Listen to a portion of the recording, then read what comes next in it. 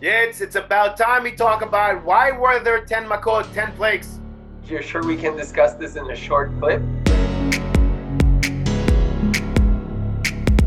Well, we can try to understand why did HaKadosh Baruch Hu really need to strike the Egyptians, the Mitzrayim, with 10 Makot, 10 plagues. And really, this is a question that has to be asked, because reading the Psukim, the Makos go by really fast, and you don't really think about how long did this actually take in Mitzrayim. But we know from Chazal that the 10 plagues actually took over a year in Mitzrayim. So why did HaKadosh Baruch Hu have to strike the Mitzrayim with so many Makot? What were the purpose of them? Why did it have to take such a long time? Why did it take 10 plagues to get all the way to Makat Bechorot, the final Makah, which made the Mitzrayim let Am Yisrael leave Mitzrayim? Couldn't we just start with that plague and get everything done with and let Am Yisrael leave Mitzrayim? What is the idea behind this whole process of the 10 Makot? Very interesting, and actually the question is even harder because we see at the beginning of our Parsha, we start by saying that Hashem says, come to Paro because I have hardened his heart. And without getting into the details of what that exactly means, but it's clear that Hashem is saying that in theory, the Makot could have ended already, but I'm going to harden Paro's heart and this process is going to take longer. So we see Hashem is getting involved in the process to make sure we have 10 Makot, even when seemingly it could have ended already now. So what is going on here? And I think it's hard to say that all of this is really to teach Mitzrayim a lesson, because Mitzrayim end up not learning a lesson. Even after Am Yisrael leaves, they chase them, and the only way this is over is when they all die and drown in the sea. So let's just start with them drowning in the sea. Why do we need all of this process going on? But maybe the beginning of the Parsha also has the answer for this, because the Parsha says that I'm going to harden his heart, not only leman shitio totayele b'kirbo, to punish him with these makot, but also leman tesaper bozdei bincha uben bincha. There is something in this process that is not for Paro, and it's not even only for Am Yisrael today, it's for Am Yisrael for generations, for your children and your grandchildren that you will tell over the story. In other words, maybe the process of the 10 Makot, as opposed to what we may think, is not about Egypt and is not about the Egyptians. It's about Am Yisrael. As the pasuk says in Varim, "O hanisa lakachat lo goy mikerev goy." Taking Am Yisrael out of Mitzrayim was like taking one nation out of the other. And Chazal explained it's like giving birth. It's like one body coming out of another body. Am Yisrael leaving Mitzrayim was not just about Mitzrayim. Was not just about Mitzrayim saying okay. Am Yisrael themselves were a part of Mitzrayim. They were like a child in their mother's womb. They're connected. They had to actually disconnect. They had to go through their own process so that they're ready to leave Mitzrayim. And maybe the Makot, even though they weren't happening to Am Yisrael, they were sort of passive in the story. Maybe it was for Am Yisrael even more than it was for the Egyptians. And it was for Am Yisrael not only for that generation, for generations to come. Am Yisrael had to go through a certain process to learn, to build up their emunah, to be ready to disconnect themselves from Mitzrayim. And every lesson that Mitzrayim had to learn, so did Am Yisrael, because they were so influenced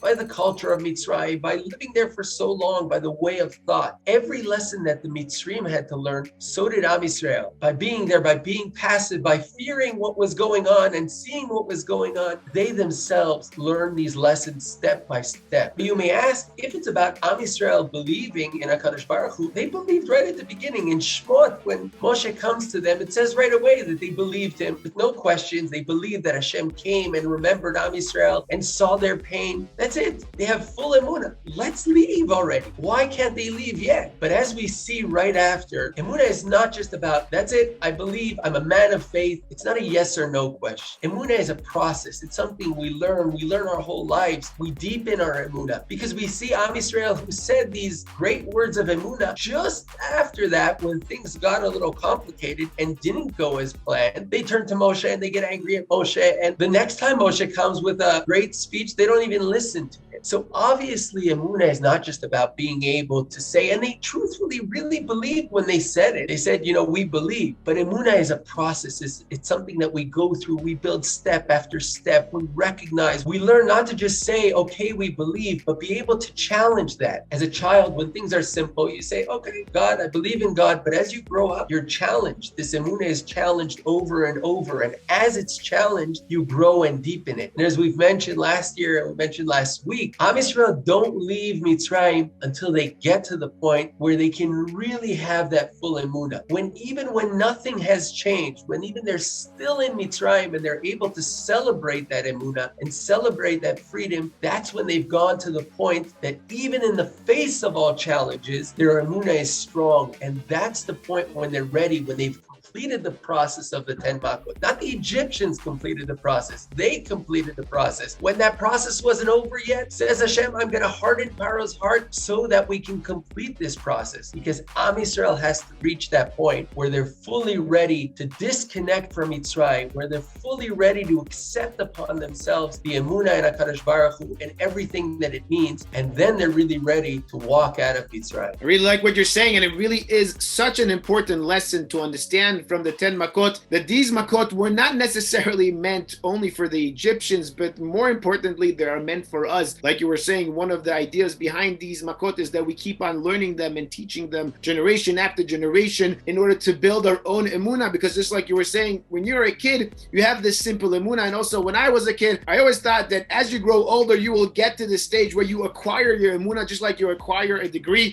You've learned enough now, you have this degree from this academy, and you'll be this professional for the rest of your life. The same thing with emunah, you will be full of emunah for the rest of your life, but life isn't like that. Life is full of challenges, and our emunah gets challenged every single day. And every single day, it's a process that we have to go through when we build ourselves. And sometimes we fall a little bit, but then we climb even higher, and slowly we build our emunah that slowly we're climbing again, sometimes a step back, but then 2 steps forwards. And really, like you were saying, we continue to see this from Am Yisrael as they go into the midbar, as they go into the desert, where there's going to be many times where Am Yisrael challenges HaKadosh Baruch Hu and asks, where is Hashem? Where is my miracle? Where are the good things that we were promised? And really, Chazal and Masechet Avot compare the two things between the 10 Nisim that were done to Am Yisrael in Egypt and the 10 challenges in faith, the 10 Nisyonot shenisu Avotenu et HaKadosh Baruch Hu b'midbar, where Am Yisrael challenged HaKadosh Baruch Hu, where are you? 10 different times during the desert, because this concept of a nes and a nisayon, a miracle and a challenge in faith, come from the same shoresh, come from the same idea of what a nes is. We've discussed this many times in this channel in different videos of the idea of a nes is not only to do a miracle and to help you out in life, but it's also there to lift you up, lehitnoses, to pick you up. The word nes in Hebrew also means to raise high, like you raise a flag. So the same thing, these nisim are meant to raise you from your challenges, from your nisyonot, and to bring you to a higher level in emunah. And this is what these 10 makot are about, these otot. And like you were saying, this week's parasha starts with the pasuk leman shiti ototai ele bekirbo. Like we'll do these signs in Mitzrayim. This is not only about a plague, about a punishment that is brought upon the Mitzrayim, but these are signs for Am Yisrael. These are symbols for Am Yisrael. Makat dam itself was actually given to Moshe in the beginning when Moshe at the snare was told to do a few signs to Am Yisrael to let them know that really HaKadosh Baruch Hu sent him. There were 3 signs. The one was the staff turning into a snake. The second was him putting his hand into his coat. The third one was Makat dam. These makot are not only about punishments to the Mitzrayim. These are about otot, about signs. And again, the beauty of the Hebrew language, the word sign in Hebrew, ot, also means a letter. And when you put a bunch of letters together, you get a word, which in Hebrew means milah. And milah is also in Hebrew not only a word, it's also the circumcision. It's our connection, our bris with HaKadosh Baruch Hu, our relationship with HaKadosh Baruch Hu, our covenant with HaKadosh Baruch Hu. This is what these symbols, these signs put together. They build our relationship. They build our covenant with HaKadosh Baruch Hu and our emunah, our faith we have in HaKadosh Baruch Hu. And this is the purpose really of all this process that Am Yisrael is going through. All the makot that we started to see last week, see this week, it's not only about makat bechorot, to let Am Yisrael out of Mitzrayim, but it's to let Am Yisrael themselves leave Mitzrayim and be for themselves who they have to be, and from here start walking towards getting the Torah.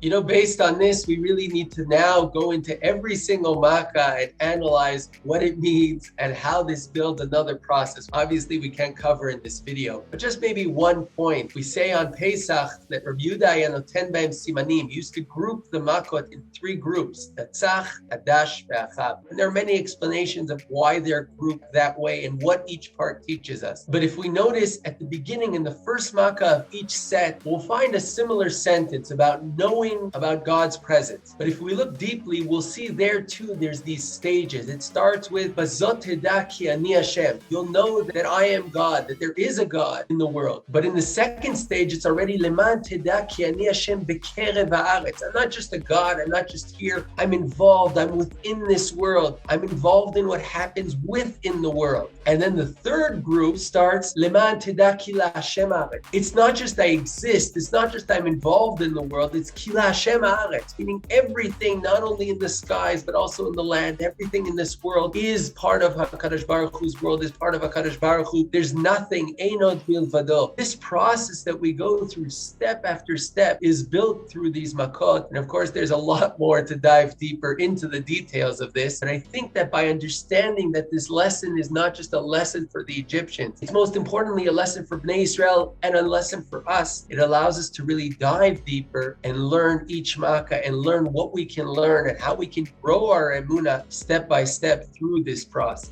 Exactly, and it really goes way deeper, like you were saying, with the three different circles. You can compare them to the circle of myself, the circle of me and the people around me, and the circle of me and my world. But as usual, we're out of time, so we'll have to end here. Maybe we'll talk about this again next year. Who knows? B'ezrat Hashem. We'll just remind the viewers again that if you enjoyed this video, please make sure you like the video, comment below if you'd like, and of course, if you haven't yet subscribed to the channel, please consider subscribing and help us grow the channel, and of course, share the video around. And we'll remind again what we discussed last year. Last year, we basically asked the question, why does Am Yisrael celebrate the first Seder night in Egypt before they left? What exactly did they celebrate if they haven't left yet? How exactly did the Seder look like? What were they supposed to do? We'll link that video right now. Make sure you take a look. Shkoyach Yitzi. Shkoyach Tuvia, Shabbat Shalom. Shabbat Shalom, and in Hashem, we'll talk again next week. For more Talking Torah videos on different topics, check out our YouTube channel.